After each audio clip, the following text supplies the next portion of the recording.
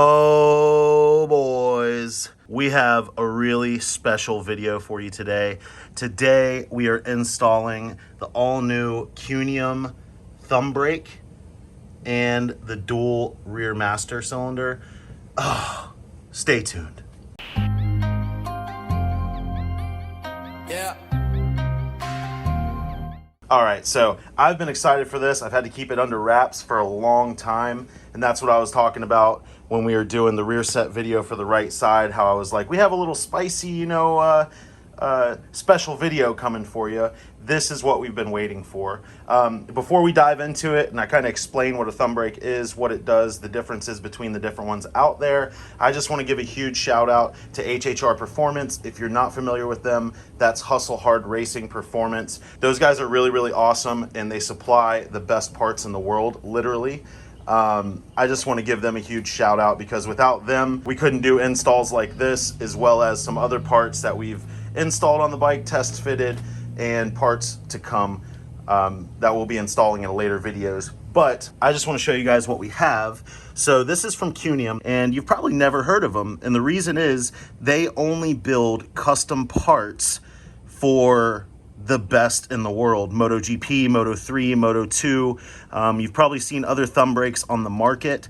So I just want to go ahead and give you a rundown of what we got. So the reason we went Cunium, not only because it's the best, but all their parts are billet. All their hardware is titanium and already pre-drilled for safety wire. And this is a radial mounted system. So you've probably seen other thumb brakes on the market. And the biggest difference, because of course you have everything from $200 to $1,200 system. The reason we went with this is because it's not so much the thumb brake itself. Yes, it's a pretty simple actuation. You have a brake master cylinder here, just like you would on the front or the rear. And when you push a lever, it applies brake pressure through the line. So in this case, it'll be applying brake pressure through the rear because it is harder to use a foot brake. Like when you're at lean angle, it really upsets stuff. So a lot of people, they don't even use the rear brake because it makes it so hard in a stock form. So the biggest difference with thumb brakes that you have to look for is the piston or the actual master cylinder itself. So a lot of the thumb brakes, they're set up to reuse your stock rear piston, or to reuse your stock master cylinder. You can bolt it on here, or some of them that are on the market are simply too big. You'll see anywhere from a 2 to a 15 millimeter piston, and Cunium has done all the research and development that a 12 millimeter is the perfect setup.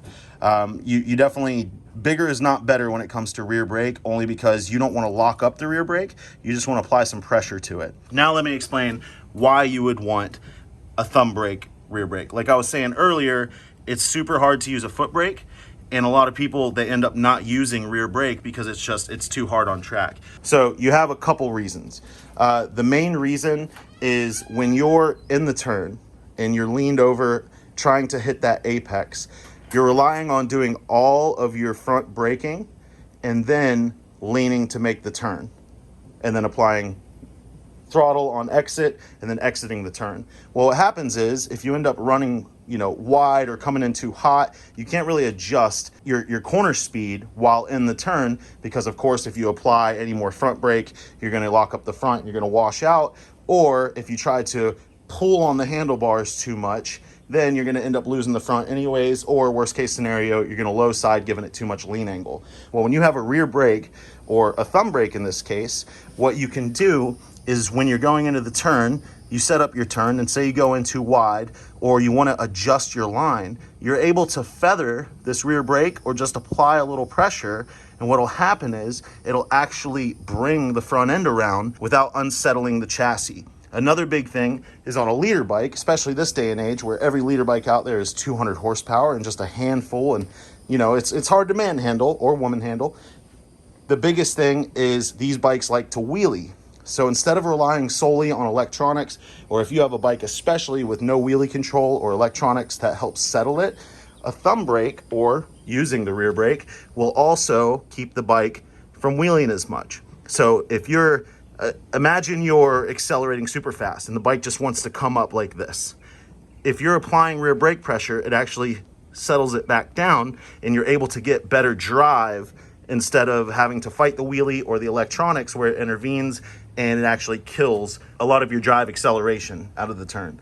So that's a little J-Bell's scientific overview of why we're going with this kit, but I am completely stoked. This is an awesome piece of kit, and I can't speak highly enough. So now, without further ado, let's install it on the bike. So what you get in the kit, you actually get the front reservoir. It's a smaller style reservoir, you know, just like the rear on your bike, but it is a Brembo reservoir.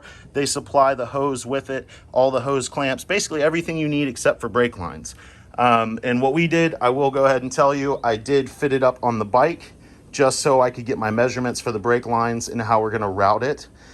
So I did get those measurements and do all that stuff off camera. And I do want to say shout out to Core Moto, because they make the best brake lines in the business, and they will make you custom length brake lines. So whatever application you have, whatever sizes you need, whatever colors, banjos, they have everything. It's all a la carte. You can completely custom as much as your heart desires when it comes to brake lines. So what we're going to do is we're going to go ahead and pump out all this fluid, and then we're going to remove the rear master cylinder, the brake line, all this stuff. You can see where I have my core routed here. It's actually routed through like a slot in the frame, and then it comes up underneath the tank where it's not going to be pinched or anything or get too hot. And then I'm going to show you how we're going to route it going through there. Of course, this is always mocked up before we finalize it, and I didn't want to do too much off camera. But without further ado, let's go ahead out with the old and with the new. All right, so we have the reservoir, the stock master cylinder, the stock rubber line, and the banjo removed. Like I said, drain the fluid first if you're doing this yourself. That way it doesn't make a mess. Brake fluid will eat everything. Now what we're gonna do is we're gonna install the Cunium Dual Master.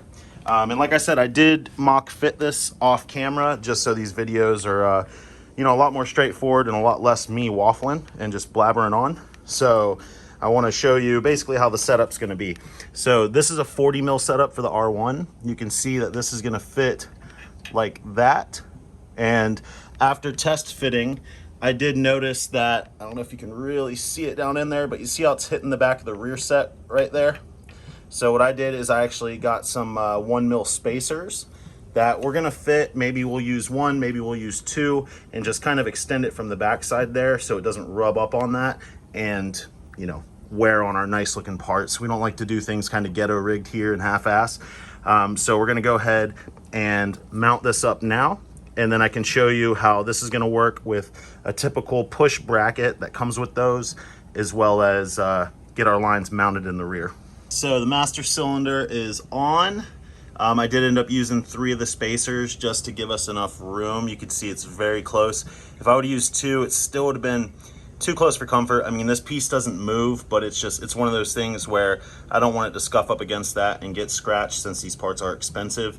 And then with the threaded rod down there, I had to take a piece of like all thread and then kind of shorten it down. And what I did was I kind of beveled it, you know, almost made it like smooth on one end and took all the threads off so it fit in there, and kind of made my own part on that. So that is all installed. So now I'm gonna run the lines. You know, the front side's already ran, but I'm gonna go ahead and put the rear side on, and then I will get to the actual thumb brake itself. All right, rear line. And yes, these are the carbon braided lines from Core Moto. And then we have that front one going in there. You can see it's nicely tucked underneath the frame. Dude, I can't even take all the credit.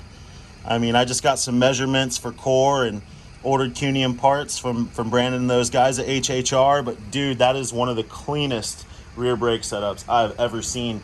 And that's not even the money shot.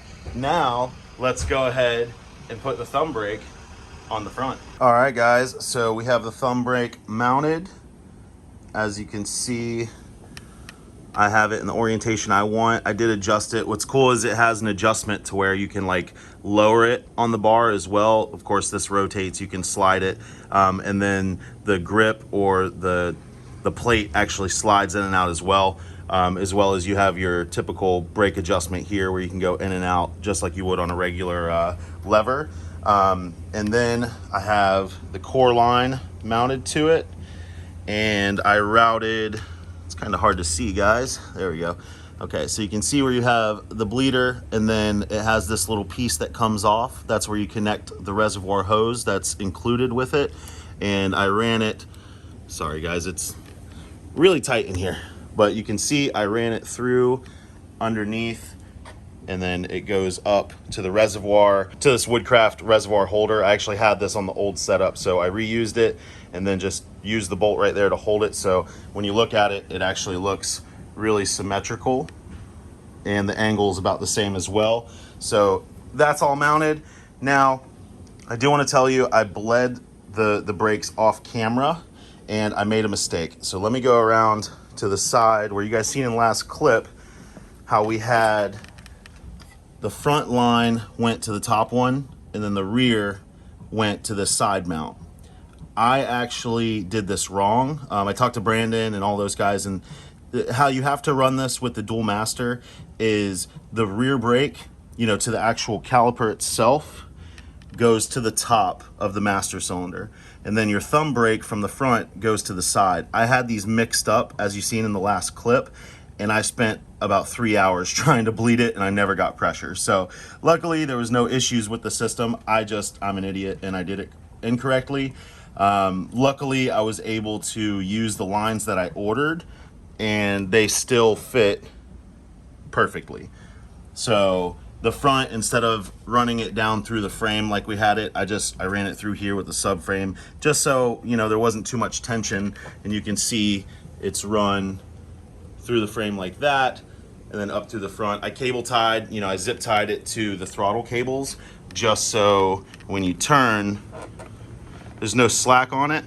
But if it's not zip tied, that cable would have kind of bunched out here, and I just didn't want it to, you know, just be like that. I wanted it to be more of a clean install. So we mount it like that, and then of course when the tank cover comes, it'll cover to this and have that little notch cut out, and everything will stay nice and put.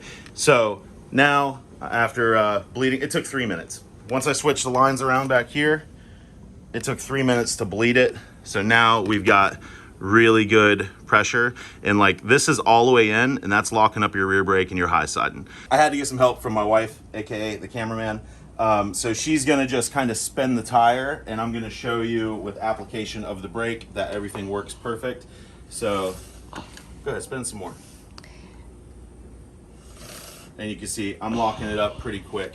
So if you're actually spinning the tire, I know you can't really see in the front, but I'm barely applying pressure, and you can hear the brakes already dragging. So the big thing, like we were speaking about earlier in the beginning of the video, is a thumb brake's not meant to be like a regular front brake where you have a lot of braking pressure. It's just enough to kind of drag the brakes and apply small amounts of brake pressure to get the bike turned in more, as well as prevent it from wheeling. So also you can see on the rear, same way.